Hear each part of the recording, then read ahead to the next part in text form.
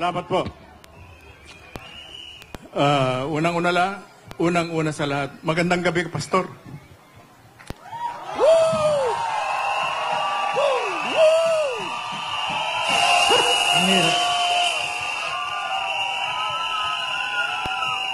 Ang hirap pala magsalita. Nang pinanonood ko kayo kahapon, ganun pala, ang bigat.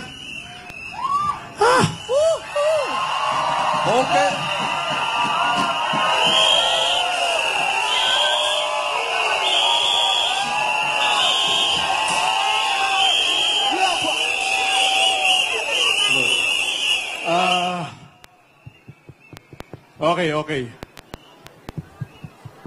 Pag ako'y naiimbitahang magsalita, lagi akong nag-uumpisa sa kwento ko. I was 16 years old. Ako po'y 16 na taon nung unang makumbinsi ng Communist Party of the Philippines. And that was a long, long time ago. Ako po ngayon ay 74 years old. 74 na taong gulang. At ang sabi ng iba, sabi ng ibang kapatid ko, bakit ka pa nakikialam dyan? Bakit hindi ka nalang makipaglaro sa mga apo mo? Nakatulad ng ginagawa ng iba. Hindi po pwede yan.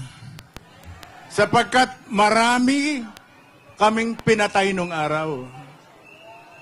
At maraming namatay dahil sa amin. Ako ay nagsimula at 16 years old nang ma-recruit sa Kabataang Makabayan. And I was 17 nung ako'y maging full-fledged member ng Communist Party of the Philippines.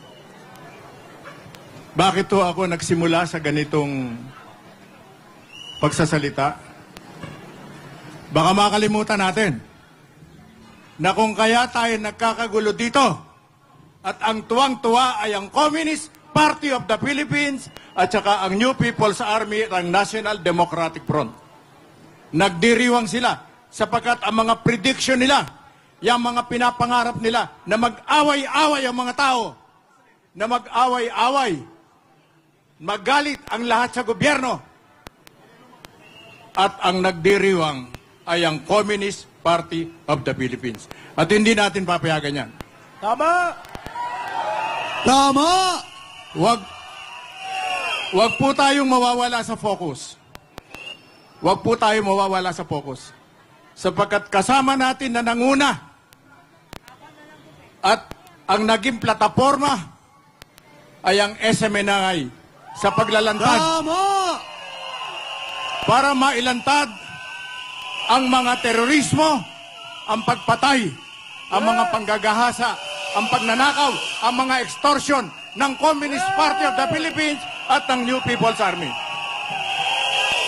Huwag po nating kalilimutan yan.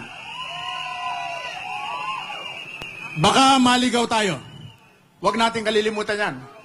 Sapagkat sa kasal, hindi ba kayo nagtataka? Hindi kumikibo yung 3 kumag sa Kongreso. Hindi kumikibo. Hindi sila kumikibo. Sila nagsimula nito. Sila nagsimula dito. At ito ang pinapangarap nila na mangyari. Yung magkagulo-gulo. Pero anong gulo ang gagawin nila? Nakita nila mga tao rito. Bakit nagkaganito? Ito mga tao na ito na walang ginawa araw-araw kundi magdasal. Yes! Panginoon ko, sa araw-araw na ginawa ng Diyos, yung mga nakikita kong kabataan na to, yung mga nanay, at may mga ilang lola at lolo, yan ay walang ginawa araw-araw kundi magdasal. Pero bakit ninyo ginalit? Bakit nandito ngayon? Bakit nandito ngayon? At naglalabas ng sama ng loob. Ako, nung nanonood ako sa live, sa coverage kahapon, narinig kong inuulit-ulit yung salitang, walang utang na loob. Walang utang na loob. Napakatindi niyan. napakatindi po niyan sa mga Pilipino. Pag ikaw ay walang utang na loob, napakawalang yamong tao.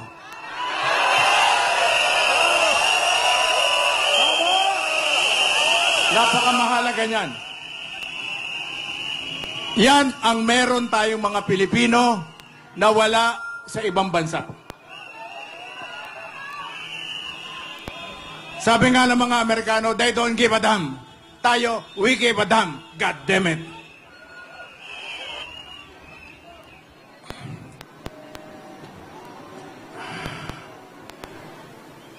Mga anak at mga apo na nandyan sa harap, mga magulang, at mga kapwa ko senior citizen,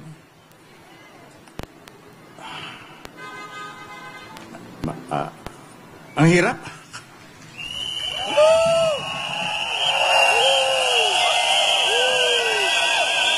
Nahirap lang ako. Kaya pala sa aking panunood, parang si Ka Eric ay umiiyak dito.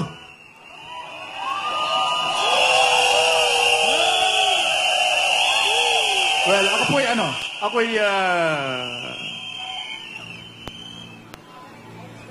yung natalakay, na-discuss dito ni Ka Eric ay hindi na para ulitin ko pa. Ang gusto kong bigyan diin. Kaya ako nag-volunteer na magsalita rito ay upang bigyan diin at huwag nating kalilimutan na nalalapit na naman ang March 29. Ito ang anniversary ng New People's Army. At huwag ninyong kalilimutan na ang unang gulo, ang unang nilikha nilang karumal-dumal na gulo, na nagdulot kung kaya nagkaroon, napilitan si Marcos Sr. magdeklara ng martial law, ay nung initsahan ng Granada ang Plaza Miranda noong August 21, 1971.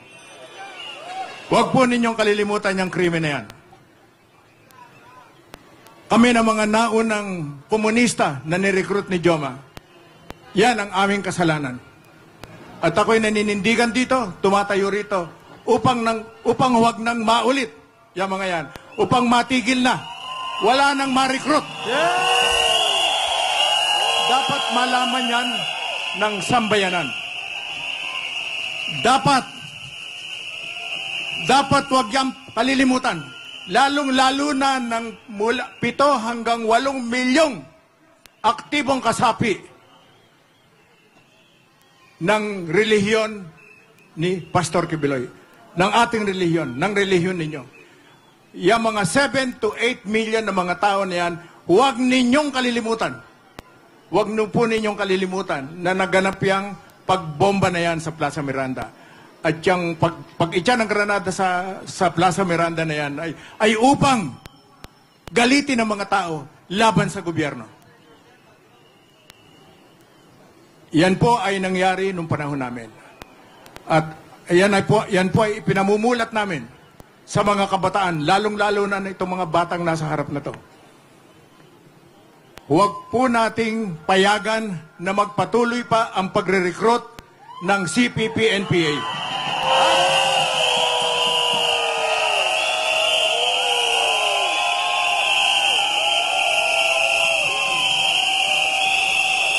Hindi kami takot! Hindi kami takot! Hindi kami takot! Hindi kami takot! Hindi kami takot! Hindi kami takot! Hindi kami takot! Hindi kami takot! Hindi kami takot! Hindi kami takot!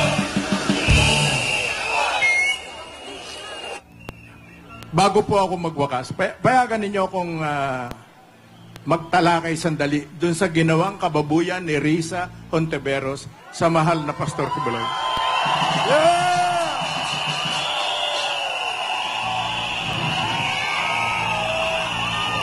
Sino po ba? Kilala ba ninyo si Risa Hontiveros? Risa Talas! Kilala ko siya. Kilala ko si Risa Hontiveros.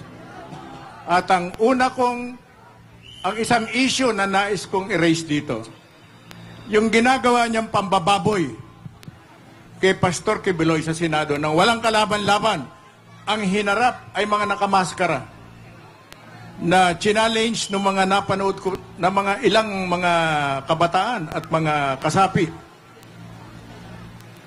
ng ating relihiyon na pinasisinungalingan at ini-expose kung sino-sino itong mga to.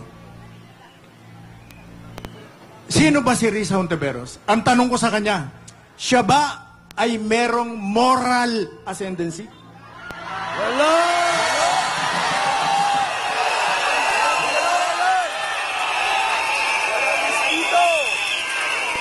Ang bawal ang makiapid sa hindi mo asawa. Tama! Bawal. Bawal. Bawal po, yan ay nasa Biblia, bawal po ang makiapid sa hindi mo asawa.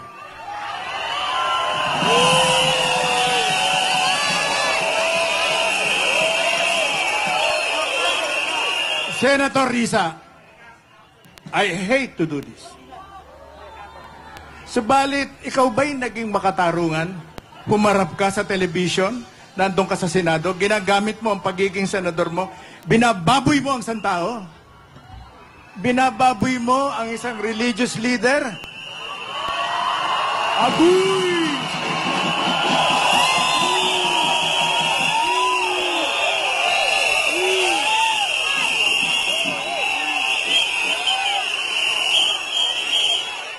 Inuulit-ulit mo. Inaakusahan mo.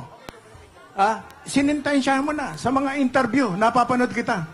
Sinasabi mo talaga na si Pastor Quiboloy ay rapist, nangaabuso, magnanakaw, etc. etc. Bakit? Sino ka? Bakit?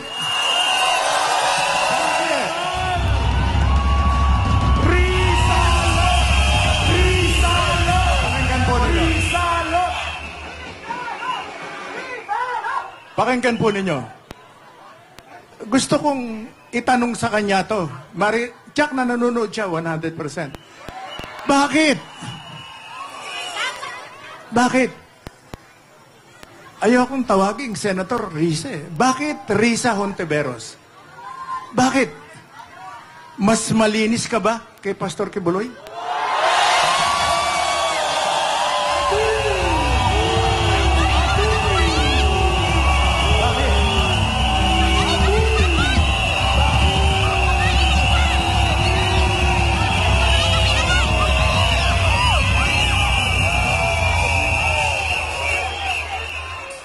Bakit kinakailangan babuyin mo, salbahihin mo, alipustain mo?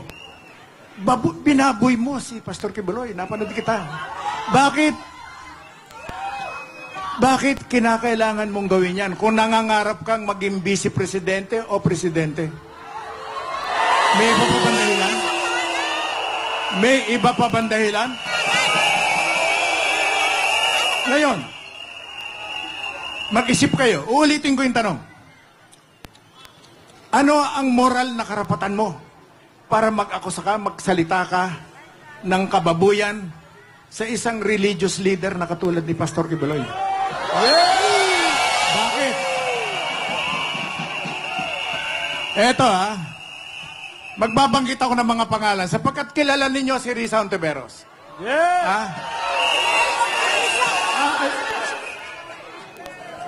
Masyado akong, ewan ko, hindi parehas.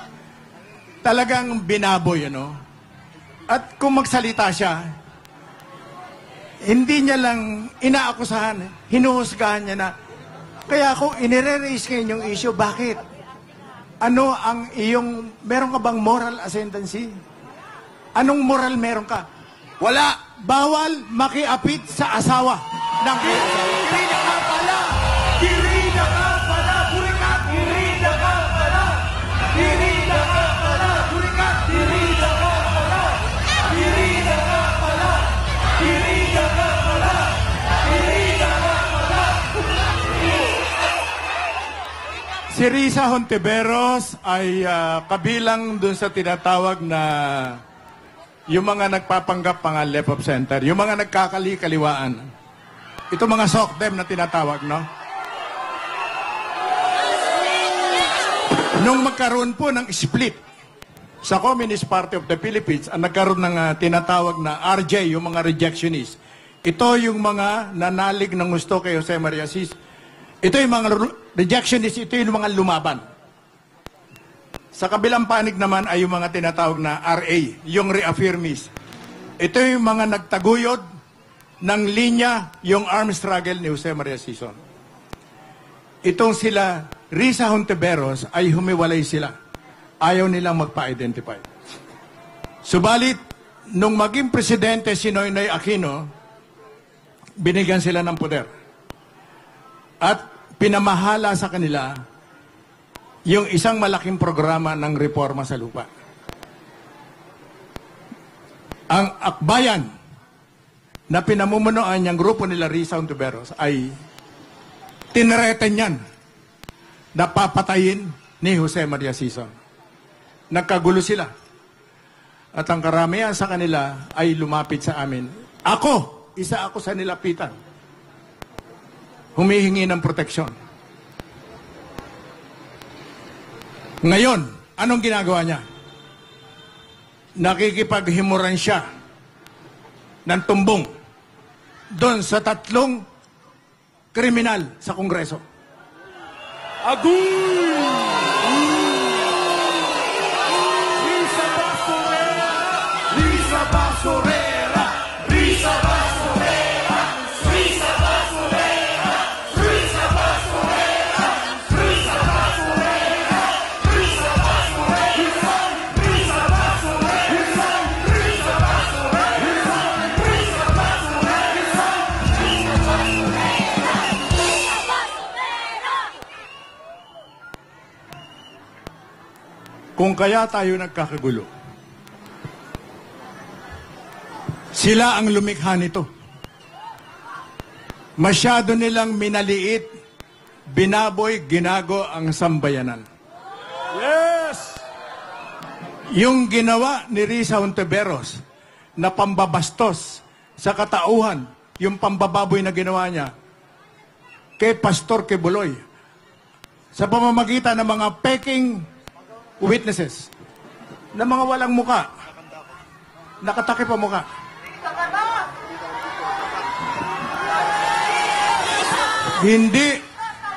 Hindi lamang si Pastor Kibuloy ang binaboy niya. Ang binaboy nila ay ang sambayanan. Tao! No! Ang bayan! Hindi magagabi! Ang tao! Ang bayan! Hindi magagabi! Ang tao! Ang bayan! Hindi magagabi! Ang tao! Ang bayan! Hindi magagabi! Narito rin ako dahil gusto kong magpaalala sa inyo na pinag-aaway-away tayo ng mga komunista at ang paniwala nila ay nagtatagumpay sila. Sila Risa Hontiveros ay maliwanag na tumataya, sumusugal. Kahit na alam nilang malaki ang panganib na kung ang magtatagumpay ay ang CPP, NPA at NDF. At narito rin ako, gusto ko ipaalala sa ating lahat na ang kalaban ay ang kilusang komunismo. Hindi natin papayagan na lumala pa yan. Yes! Tama! Yan din ang itinuro sa atin ni Pastor Kibuloy. Yes! Diyan namin siya nakilala. Diyan kami nagkalapit-lapit na yan. Sa nagkakaisang pananaw, sa nagkakaisang landasin, na putulin na, patigilin na, ibagsak na, lipulin na ang mga kampon ni Satanas na ang mga komunista dito sa Pilipinas. Sa Diyos, sa tao, ibalik ang kapangyarihan sa Diyos, sa tao,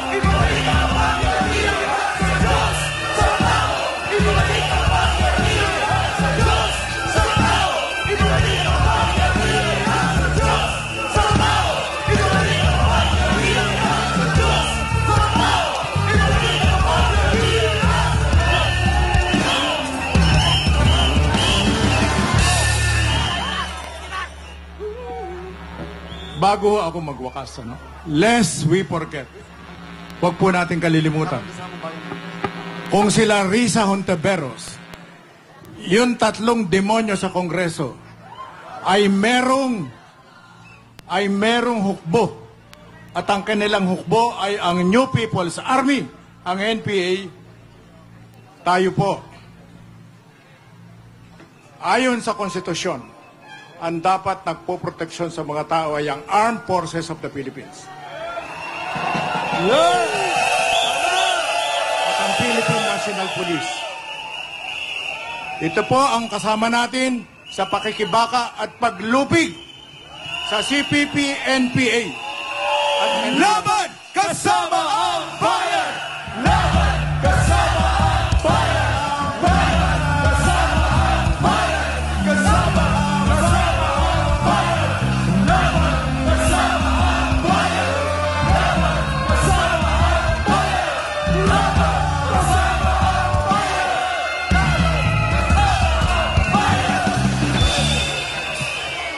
bayan! May naalala kasi ako, bago ako magpaalam, Merong kasing isang issue na nagiging problema ngayon ni President Bongbong Marcos. Siya ay nabudol ng mga tao, ng mga consultant niya dito sa pagpapanatili ng kapayapaan sa mga komunista. Kung natatandaan ninyo, bago natapos ang term ni President Rodrigo Roa Duterte, napikon na siya, sinabi niya, tama na, wala nang pistok. Wala nang pistok sapagkat yung pistok na yan ay ginagamit lamang ng mga komunista ng NPA upang makabuelo, upang makapagpalakas ulit. Sapagkat sila ay bugbog na.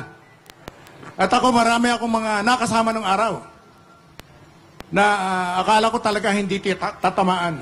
Nataboy sila, yung iba'y namatay na akala may walang kamatayan.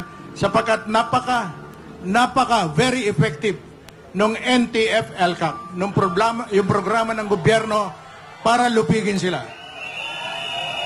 Napaka-effective. Subalit, isang araw ay nagulantang na lang tayo.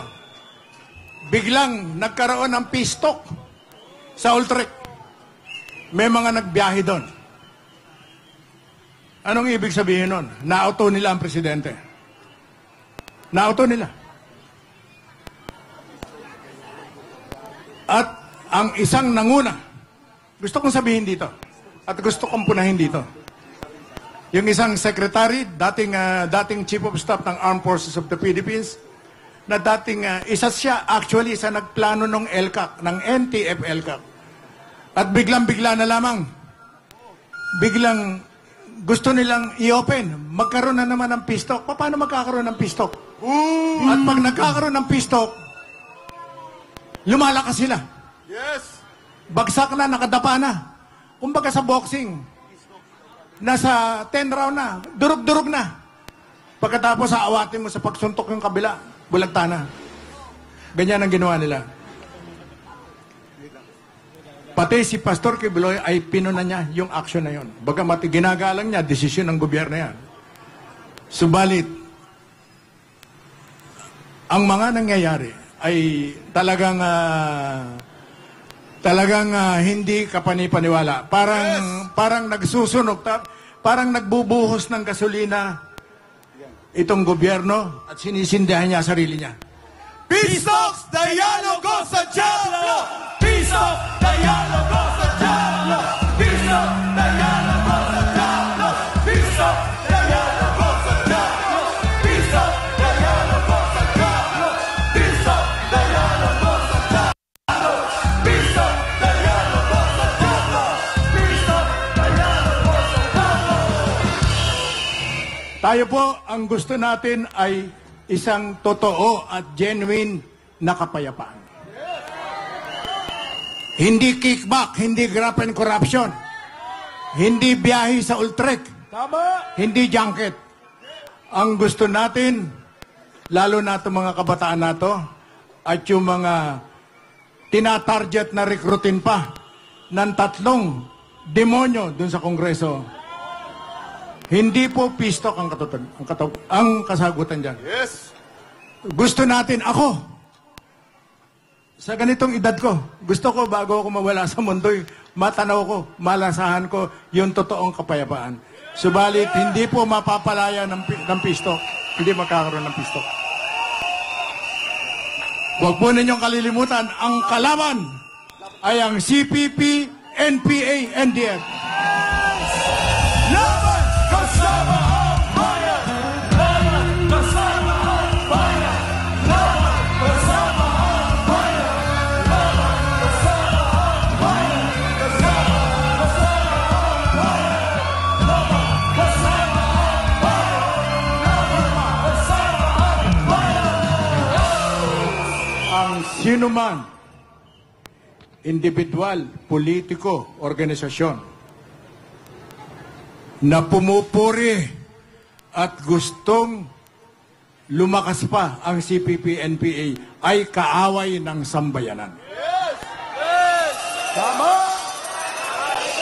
Pwede ko po bang isigaw na mabuhay ang Armed Forces of the Philippines? Mabuhay! Mabuhay! Mabuhay ang Philippine National Police. Mabuhay!